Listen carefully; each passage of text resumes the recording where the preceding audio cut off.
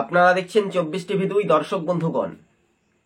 এবার জানেন যে সামনে এডিসি ভিলেজ নির্বাচন, তার আগেই যদি আমরা দেখি সিপিএম, কংগ্রেস, মোথা, আইপিএফটি, বিজেপি, যারা সুদীপ রায় বর্মনের যারা ঘনিষ্ঠ, যারা একসময় কংগ্রেস করতো তারা বিজেপিতে গিয়েছে, তারা পুনরায় কংগ্রেসে ফিরে আসছে। যারা সিপিএম করতো বিজেপিতে গিয়েছে তারা সিপিএম ফিরে আসছে। মানে আসল চিত্রটা কি বলেন? কিন্তু সামাজিক মাধ্যমে দেখা যাচ্ছে বিজেপির যারা জোট সঙ্গী তিপ্রা মোথা দল,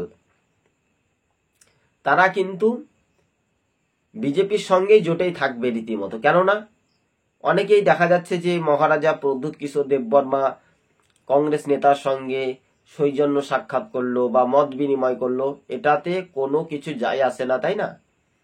তিপ্রা মোথা দলের সুপ্রিমো কিছু কি বলেছে? তাদের বিধায়ক বলেছিল যে আমরা যখন তখন জোট ভেঙে দেব, সরকারে থাকবো না। কিন্তু কর্মীদের গোষ্ঠীদ্বন্দ্ব আছে, কিন্তু নেতাদের তো গোষ্ঠীদ্বন্দ্ব নেই। এটাই বলছে মানে স্বাভাবিকভাবে পরিচ্ছন্ন। তিপ্রা মোথা দলের বিধায়করাই কথাগুলি বলেছিলেন। তাহলে সেই চিত্রগুলো এবং বিপ্লব দেবের সঙ্গেও আমরা দেখা গিয়েছিল তিপ্রা মোথা দলের সুপ্রিমোকে দিল্লিতে।